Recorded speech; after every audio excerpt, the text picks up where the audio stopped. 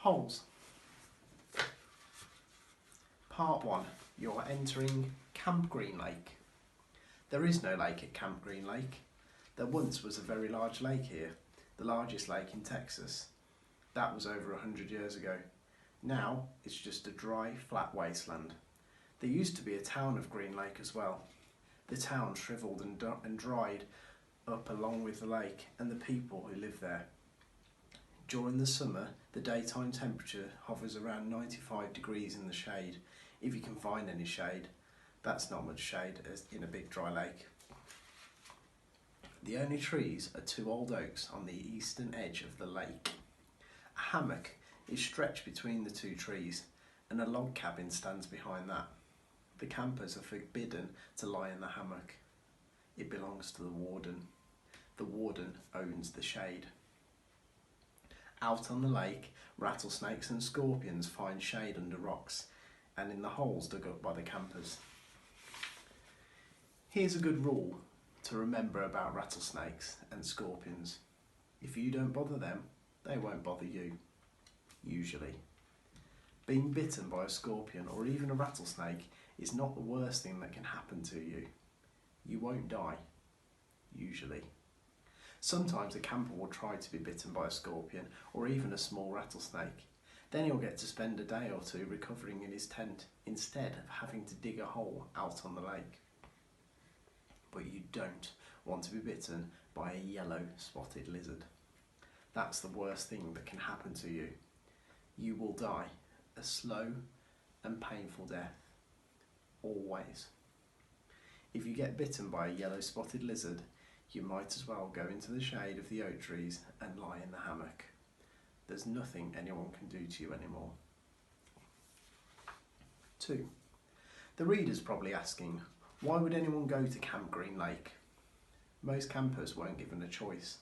Camp Green Lake is a camp for bad boys.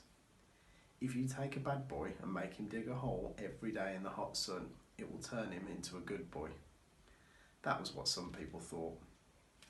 Stanley Yelnats was given a choice. The judge said, "You may go to jail or you may go to Camp Green Lake." Stanley was from a poor family. He'd never been to camp before. 3. Stanley Yelnats was the only passenger on the bus, not counting the driver or the guard. The guard sat next to the driver with his seat turned around facing Stanley. A rifle lay across his lap. Stanley was sitting about 10 rows back, handcuffed to his armrest. His backpack lay on the seat next to him. It contained his toothbrush, toothpaste, and a box of stationery his mother had given him. He promised to write to her at least once a week. He looked out of the window, although there wasn't much to see, mostly fields of hay and cotton. He was on a long bus ride to nowhere. The bus wasn't air conditioned and the hot, heavy air was almost as stifling as the handcuffs. Stanley and his parents had tried to pretend that he was just going away to camp for a while, just like rich kids do. When Stanley was younger, he used to play with stuffed animals and pretend the animals were at camp. Camp fun and games, he called it. Sometimes he'd have them play soccer with a marble. Other times they'd run an obstacle course or go bungee jumping off a table, tied to broken rubber bands. Now Stanley tried to pretend he was going to camp fun and games. Maybe he'd make some friends, he thought. At least he'd get to swim in the lake. He didn't have any friends at home. He was overweight and the kids at his middle school often teased him about his size. Even his teachers sometimes made cruel comments without realising it. On his last day of school, his math teacher, Mrs. Bell, taught ratios. As an example, she chose the heaviest kid in the class and the lightest kid in the class and had them weigh themselves. Stanley weighed 3 times as much as the other boy. Mrs. Bell wrote the ratio on the board, 3 to 1, unaware of how much embarrassment she'd caused both of them. Stanley was arrested later that day. He looked at the guard who sat slumped in his seat and wondered if he'd fallen asleep. The guard was wearing sunglasses, so Stanley couldn't see his eyes. Stanley was not a bad kid. He was innocent of the crime for which he was convicted. He'd just been in the wrong place at the wrong time. It was all because of his no-good, dirty, rotten, pig-stealing great-great-grandfather. He smiled. It was a family joke. Whenever anything went wrong, they always blamed Stanley's no-good, dirty, rotten, pig-stealing great-great-grandfather. Supposedly, he had a great-great-grandfather who had stolen a pig from a one-legged gypsy, and she put a curse on him and all his descendants.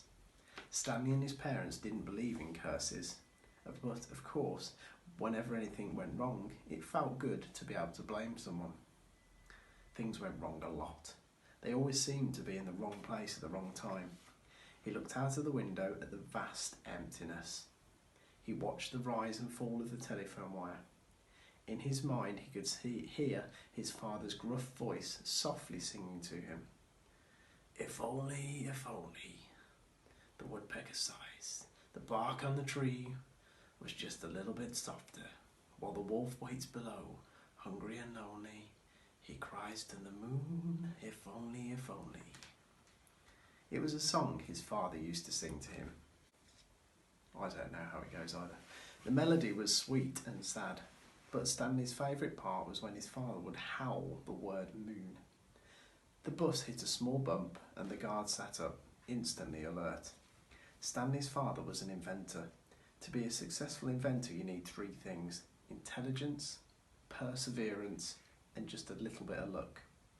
Stanley's father was smart and had a lot of perseverance. Once he started a project, he would work on it for years, often going days without sleep. He just never had any luck. Every time an experiment failed, Stanley could hear him cursing his dirty, rotten, pig-stealing great-grandfather.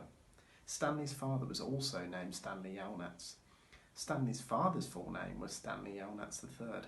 Our Stanley is Stanley Yelnats IV. Everyone in his family had always liked the fact that Stanley Yelnats was spelled the same, forwards and backwards. So they kept naming their son Stanley. Stanley was an only child, as was every other Stanley Yelnats before him. All of them had something else in common. Despite their awful luck, they always remained hopeful. As Stanley's father liked to say, I learned from failure. But perhaps that was part of the curse as well. If Stanley and his father weren't always hopeful, then it wouldn't hurt so much every time their hopes were crushed. Not every Stanley Yelnats has been a failure, Stanley's mother often pointed out. Whenever Stanley or his father became so discouraged, they actually started to believe in the curse. The first Stanley Yelnats, Stanley's great-grandfather, had made fortune in the stock market. He couldn't have been too unlucky. At such times, she neglected to mention the bad luck that befell the first Stanley Yelnats. He lost his entire fortune when he was moving from New York to California. His stagecoach was robbed by the outlaw Kissing Kate Barlow. If it weren't for that, Stanley's family would now be living in a mansion on a beach in California. Instead, they were crammed in a tiny apartment that smelled of burning rubber and foot odour. If only, if only.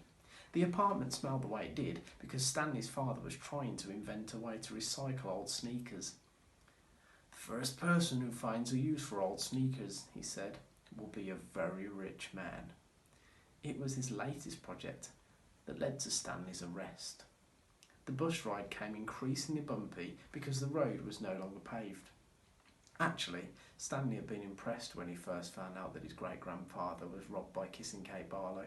True, he would have preferred living on a beach in California, but it was still kind of cool to have someone in your family robbed by a famous outlaw. Kate Barlow didn't actually kiss Stanley's great-grandfather. That would have been really cool, but she only kissed the men she killed. Instead, she robbed him and left him stranded in the middle of the desert. He was lucky to have survived, Stanley's mother was quick to point out. The bus was slowing down. The guard grunted as he stretched his arms. Welcome to Camp Green Lake, said the driver.